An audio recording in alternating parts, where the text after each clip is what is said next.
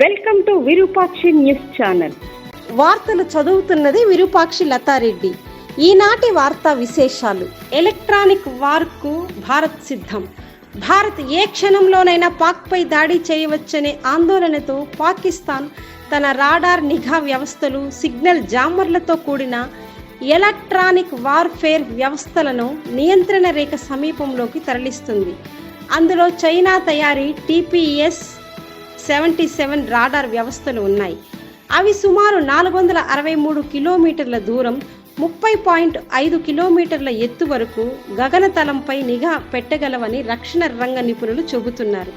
అదే చైనా తయారీ DWL-002 electronic warfare వ్యవస్థ శత్రు దేశాల రాడార్లు, GNSS global navigation satellite system సిగ్నల్లను జామ్ చేయగలదని వివరిస్తున్నారు.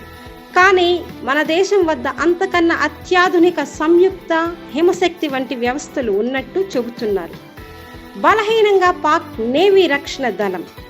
ప్రస్తుతం పాక్ నావికా దళం చాలా బలహీనంగా ఉందని రక్షణ రంగ నిపుణులు చెబుతున్నారు. పాక్ నేవీలో 8 జలాంతర్గాములు ఉన్నాయి.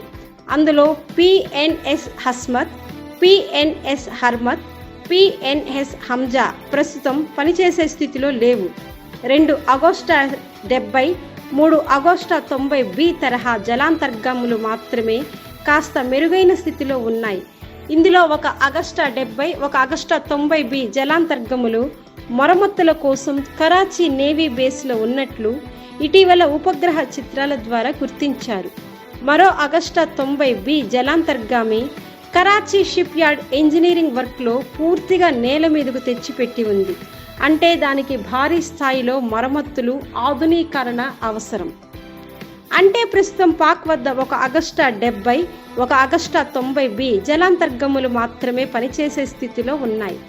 భారత retired major general Gagandeep Bakshi ఇటీవల ఒక ఆంగ్ల మీడియా సంస్థకు ఇచ్చిన ఇంటర్వ్యూలో ఈ వివరాలను వెల్లడించారు.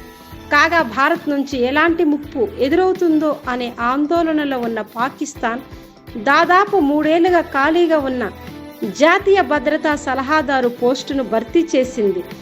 ప్రస్తుత ISI chief lieutenant general Mohammad Asim మాలిక్ను పాక్ జాతీయ భద్రతా సలహాదారుగా నియమించింది.